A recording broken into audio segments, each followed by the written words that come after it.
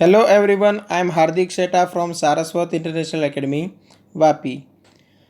आज हम standard 9 subject science chapter number 9 laws of motion को आगे बढ़ाते हैं। तो हमने सबसे पहले पढ़ा था Newton's first law of motion, जो कि था गैलीलियोज लॉ ऑफ इनर्शिया। उसके बाद पढ़ा था हमने Newton second law of motion, अभी पढ़ना है Newton's third law of motion. First law of motion में हमें फोर्स के बारे में इंफॉर्मेशन मिलती थी, सेकेंड लॉ ऑफ मोशन में हमें फोर्स का मैग्नीट्यूड मिलता था। थर्ड लॉ ऑफ मोशन में हमें फोर्स का एक और नेचर पता चलेगा। तो स्टार्ट करते हैं स्टेटमेंट से। Newton's third law of motion के दो तीन स्टेटमेंट्स बन सकते हैं, जिसमें से ये मेन स्टेटमेंट है वो मैं सबसे पहले यहाँ पे स्टार्ट कर रहा हूँ। When one object exerts a force on another object, the second object instantaneously exerts a force back on the first. These two forces are always equal in magnitude but opposite in direction. तो ये statement आपको याद रखना है।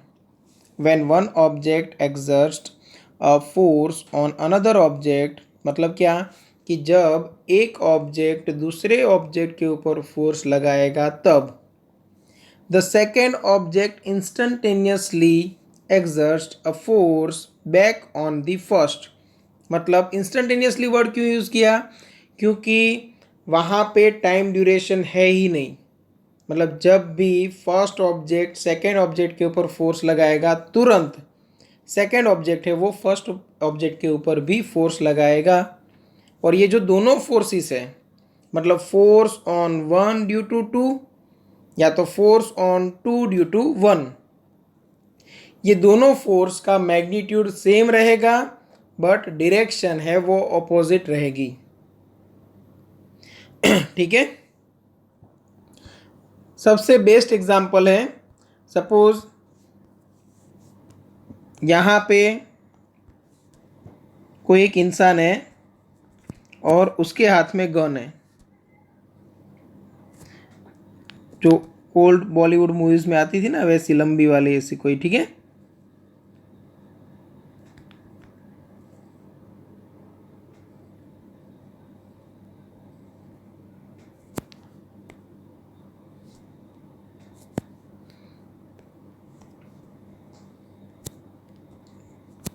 ठीक है।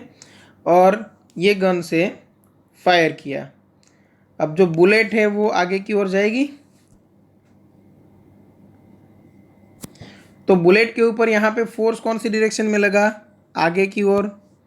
तो ये force on bullet by rifle, तो यहाँ पे ऑपोजिट डायरेक्शन में लगेगा force on rifle by bullet.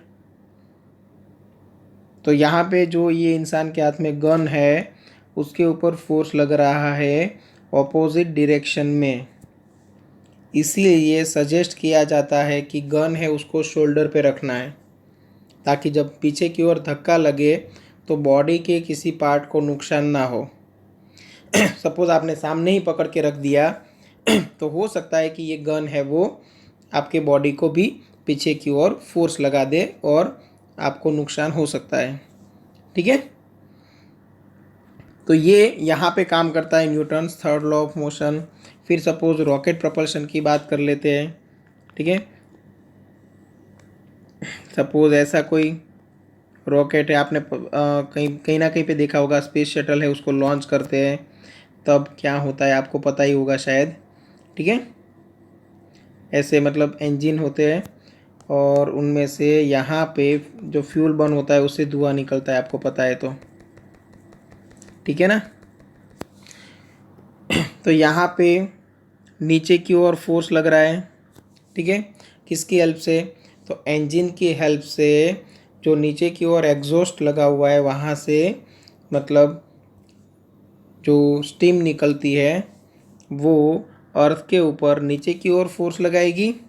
तो अर्थ है वो स्पेस शटल के ऊपर वर्टिकली अपवर्ड डायरेक्शन में फोर्स लगाएगा, इसीलिए तो हम इसको उठा सकते हैं ऊपर की ओर। तो रॉकेट प्रपल्शन में, स्पेस शटल लॉन्चिंग में न्यूटन थर्ड लॉ का इस्तेमाल होगा। क्लियर। बहुत सारी जगह है जहाँ पे न्यूटन थर्ड लॉ यूज़ होता है और हम भी डेली लाइफ में यूज़ करते हैं, शायद हमें पता नहीं होता है। जैसे कि हम बात करें नॉर्मल हमारी डेली लाइफ में, हम सबसे पहले तो आप सोचोगे कि क्या करते हैं। तो आप बेड से मतलब सपोज सो रहे थे, अलार्म बजा और खड़े हुए, उठ के नीचे आए, ठीक है। तो हर एक जो आपने प्रोसेस की है बेड से नीचे उतरने के लिए, उसमें हर एक स्टेप पे आपने कहीं ना कहीं पे फोर्स लगाया है और किसी अदर बॉडी ने आपके ऊपर फोर्स लगाया है। फिर आप आगे चलते हो, चलते टाइम पे भी हमें फोर्स लगाना पड़ता है, और वो भी ऐसी रिजिड बॉडी पे जो हमारे ऊपर ऑपोजिट डायरेक्शन में फोर्स लगा सके। तो जैसे ही आपने ये जो ज़मीन है उसके ऊपर ये डायरेक्शन में नीचे की ओर फोर्स लगाया, ये ज़मीन ने आपके ऊपर ऑपोजिट डायरेक्शन में फोर्स लगाया, इसीलिए आप चल सकते हो। ठीक है। तो यहाँ पे फोर्सेस है वो ऑलवेज कपल में रहते हैं। अब यही चीज़ मैं अगर वाटर की सरफेस है उसके ऊपर करना चाहूँ, तो सपोज मैं यहाँ पे खड़ा हूँ और मुझे फोर्स लगाना है नीचे की ओर। जैसे ही मैं लगाने गया, अब वाटर सरफेस है वो रिजिड तो है नहीं कि सामने मेरे ऊपर फोर्स लगाए, तो क्या होगा कि वो ऑपोजिट डायरेक्शन में फोर्स नहीं लगा पाएगी, तो मैं अंदर चला जाऊँगा। इसीलिए तो पानी के ऊपर आप खड़े नहीं रह सकते, ठीक है ना। अब आप बोलोगे कि सर चलो हम चलते नहीं हैं, हम एक ही जगह पे रेस्ट में खड़े हैं। अब यहाँ पे कौन से दो फोर्सेस लग रहे हैं, तो यहाँ पे भी दो फोर्सेस अवेलेबल है। एक कौन सा, जो नीचे की ओर लग रहा है, ग्रेविटेशनल फोर्स। तो दूसरा कौन सा, तो जो सरफेस है वो हमारे ऊपर फोर्स लगाएगी, जिसको हम बोलेंगे नॉर्मल फोर्स। नॉर्मल मतलब परपेंडिकुलर, परपेंडिकुलर टू सरफेस मतलब नाम दे दिया नॉर्मल फोर्स, ठीक है। अब ये दोनों इक्वल है, इसलिए टोटल फोर्स क्या हो गया, ज़ीरो। इसीलिए तो आप कहीं पे मूव नहीं करते। अब यही चीज़ यहाँ पे आके देखो तो वाटर की सरफेस के ऊपर, तो नीचे की ओर फोर्स लगा ग्रेविटेशनल फोर्स, ऊपर की ओर कोई नॉर्मल फोर्स नहीं लगेगा, क्योंकि वाटर की सरफेस है वो रिजिड सरफेस नहीं है, आपके ऊपर फोर्स लगाने के लिए वो कैपेबल नहीं है। अब एक ही फोर्स है, इसलिए आप नीचे चले जाते हो, तब मोशन होती है, ठीक है। तो फोर्सेस ऑलवेज कपल में होते हैं, कभी भी आपको कोई एक फोर्स अकेला नज़र नहीं आएगा। कहीं पे भी किसी भी चीज़ में आप देख लो, आपको एक अकेला फोर्स नज़र नहीं आएगा, ठीक है। तो यहाँ पे लिखा हुआ है the two opposing force are also known as an action and reaction forces. इसीलिए an alternative statement of the third law of motion क्या बनता है, तो आपको ये भी याद रखना है, okay. Third law of motion का स्टेटमेंट अगर एग्ज़ाम में पूछे तो आप ये भी लिख सकते हो। ये सपोज़ आपको याद नहीं रहा और 1 मार्क में ये क्वेश्चन है, तो ये भी लिख सकते हो। क्या है क्वेश्चन, सॉरी स्टेटमेंट देखो, to every action there is equal and opposite reaction, ठीक है। To every action there is equal and opposite reaction. चलो अब उसके लिए बात करते हैं।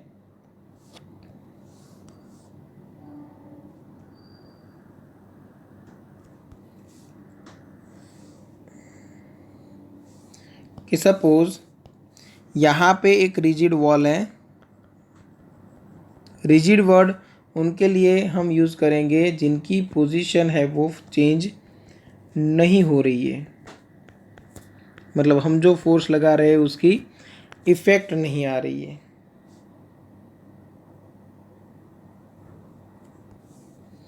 ठीक है। आप यहाँ पे हो,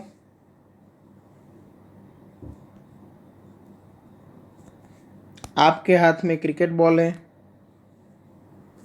और क्रिकेट बॉल को आपने फेंका इधर, ठीक है। तो ये गया और यहाँ पे लगा, चलो एक माइक्रो सेकेंड का मतलब एकदम छोटा सा टाइम ड्यूरेशन ले लो और सोचो कि यहाँ पे क्या हुआ होगा। तो यहाँ पे बॉल ने फोर्स लगाया वॉल के ऊपर, मतलब फोर्स ऑन वॉल। फोर्स किसके ऊपर लगा? वॉल के ऊपर। किसकी वजह से? बॉल की वजह से। ठीक है, फोर्स लगा है वॉल के ऊपर, किसकी वजह से? बॉल की वजह से। अब उसी टाइम पे, मतलब उसी टाइम पे इसलिए हम वर्ड यूज़ करते हैं क्योंकि यहाँ पे टाइम ड्यूरेशन ज़ीरो है। मतलब सेम उसी इंस्टेंट पे वॉल भी बॉल के ऊपर फोर्स लगाएगी ऑपोजिट डायरेक्शन में, मतलब force on ball due to wall. देखो दोनों force equal in magnitude and opposite in direction होंगे। ठीक है, और ये जो लगता है वो ज़ीरो टाइम में लगता है। ज़ीरो टाइम में मतलब समझो उसी टाइम पे। तो अब मैं क्वेश्चन करूं कि कौन सा फोर्स एक्शन है और कौन सा रिएक्शन। ठीक है, तो आपको लगेगा कि यहाँ पे सबसे पहले कौन फोर्स लगा रहा है, तो सबसे पहले बॉल है वो वॉल के साथ टकराया। तो आप बोलोगे कि सर यहाँ पे जो वॉल के ऊपर फोर्स लग रहा है ये एक्शन है, फिर वॉल ने बॉल के ऊपर जो फोर्स लगाया ये रिएक्शन है। ठीक है ना, यही तो न्यूटन्स थर्ड लॉ की खास बात है कि यहाँ पे आप एक्शन या रिएक्शन डिफाइन नहीं कर सकते। मतलब क्या समझो कि कोई भी फोर्स पहले लगा और उसकी इफेक्ट बाद में आई, ऐसा नहीं है। दोनों फोर्स जनरेट हुए हैं तो एक साथ जनरेट हुए हैं, टर्मिनेट हुए मतलब डिस्ट्रॉय हुए हैं तो एक साथ डिस्ट्रॉय हुए। मतलब मैं किसी एक फोर्स को एक्शन बोल सकता हूँ, अदर फोर्स को रिएक्शन। सपोज आपने इसको एक्शन बोला तो यहाँ पे क्या लिखना पड़ेगा? रिएक्शन। कोई दूसरा स्टूडेंट है वो बोलेगा कि सर नहीं नहीं ये एक्शन है और ये रिएक्शन है, तो दोनों स्टूडेंट राइट है। ठीक है, मतलब जब भी आप दो फोर्स देखो और equal in magnitude opposite in direction, तो किसी एक फोर्स को आप एक्शन बोल सकते हो, दूसरे को रिएक्शन बोल सकते हो। क्योंकि ऐसा बिल्कुल नहीं है कि एक फोर्स पहले जनरेट हुआ और दूसरा बाद में। दोनों फोर्स एक ही टाइम पे जनरेट होते हैं। मतलब जैसे ही यहाँ पे बॉल ये वॉल को टच होना स्टार्ट किया उसी टाइम पे दोनों एक दूसरे के ऊपर फोर्स लगाना स्टार्ट कर दिए। ठीक है, इसीलिए देखो यहाँ पे स्टेटमेंट लिखा है, अभी आपको समझ में आएगा। However it must be remembered that the action and reaction always act on two different bodies. ठीक है, दो अलग अलग बॉडी के ऊपर लगेगा ऑलवेज। और एक यहाँ पे वर्ड यूज़ किया था इंस्टेंटेनियस, मतलब एक ही टाइम पे। ठीक है, फिर टेक्स्ट बुक में काफ़ी सारे एग्जाम्पल्स आपको इसके लिए दिए गए हुए हैं। ठीक है, बहुत सारे एग्जाम्पल्स हैं, जैसे एक स्प्रिंग का एग्जाम्पल है, वो भी आप लेके एग्ज़ाम में एक्सप्लेन कर सकते हो Newton third law of motion, कि यहाँ पे एक रिजिड वॉल है, ये वॉल के साथ एक स्प्रिंग बैलेंस बांधा हुआ है।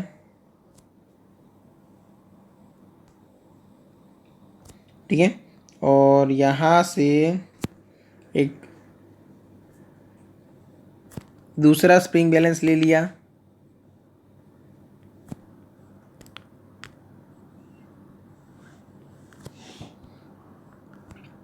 अब डायग्राम में देखोगे टेक्स्ट बुक में तो भी आपको पता चल जाएगा।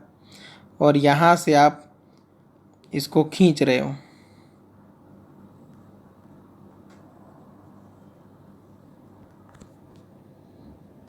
ठीक है, अब ये बी है और ये ए है। स्प्रिंग बैलेंस आपको पता होगा क्या है।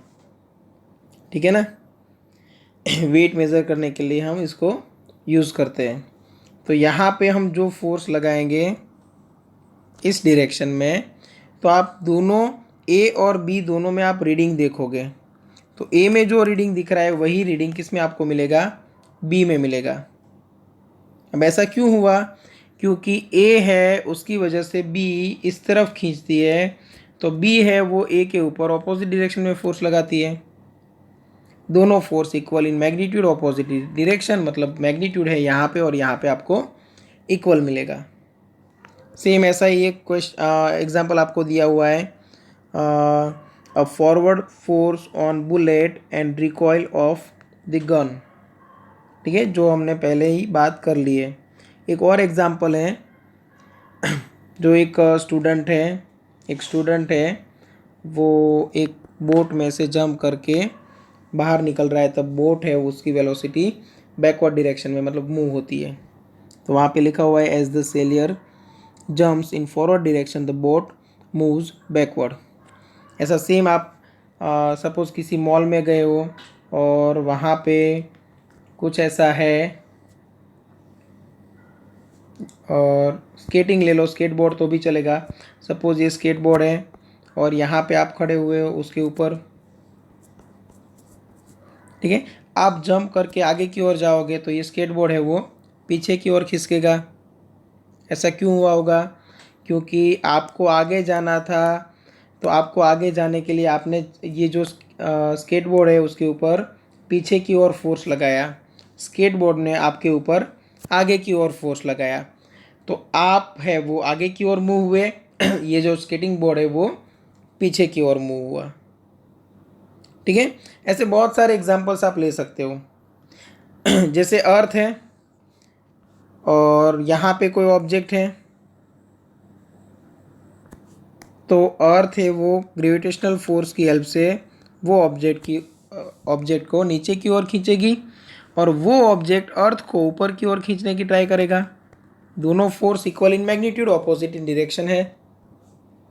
बट अर्थ का मास बहुत ज़्यादा है, इसलिए वो अपनी पोजीशन से मूव नहीं होती। इसका मास कम होगा ऑब्जेक्ट का, इसलिए ऑब्जेक्ट है उसको नीचे गिरना पड़ता है। ठीक है, चलो।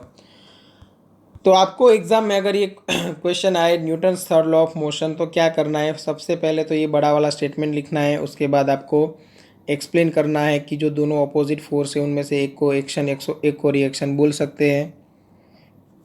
फिर आपको देना है अल्टरनेटिव स्टेटमेंट जो मैंने यहाँ पे लिखा हुआ है, और उसके बाद आपको ये भी बोलना है कि जो एक्शन एंड रिएक्शन है वो दोनों अलग अलग ऑब्जेक्ट के ऊपर ऑलवेज लगता है। ठीक है, ओके, इतना कंपलसरी लिखना है। उसके बाद हमने यहाँ पे जितने भी एग्जांपल्स लिए, जैसे कि ये मैं एक क्रिकेट बॉल हम यहाँ पे फेंक रहे हैं, ये फोर्स लगा, ये फोर्स लगा, equal in magnitude opposite in direction, किसी एक को एक्शन बोल सकते हो, किसी एक को रिएक्शन बोल सकते हो, मतलब विथ एग्जाम्पल आपको एक्सप्लेन करना है। एक या दो एग्जाम्पल लेके एक्सप्लेन कर दो तो यहाँ पे ये जो थियरी है वो फिनिश हो जाएगी। ठीक है, और एक्सप्लेनेशन याद रखने की ज़रूरत नहीं है, वो आप अपने ओन वर्ड्स में लिख सकते हो। और अभी आप 9th स्टैंडर्ड में आ चुके हो, नेक्स्ट ईयर आप 10th स्टैंडर्ड में आओगे। जैसे जैसे आगे बढ़ोगे वैसे वैसे आपका सिलेबस बढ़ता जाएगा। तो अभी से प्रैक्टिस करो कि हम खुद से ओन वर्ड्स में और अच्छे से एक्सप्लेन कर पाए किसी भी थियरी को। ठीक है, सब कुछ याद रख के पॉसिबल नहीं होगा, क्योंकि अभी आप याद रख लोगे, जैसे जैसे सिलेबस बढ़ेगा पूरा सिलेबस आपको याद नहीं रहेगा, फिर आपको सोच समझ के लिखने की ही ट्राई करनी पड़ेगी। ठीक है, चलो, अगर कोई डाउट है तो कांटेक्ट कर सकते हो any time. Okay, thank you.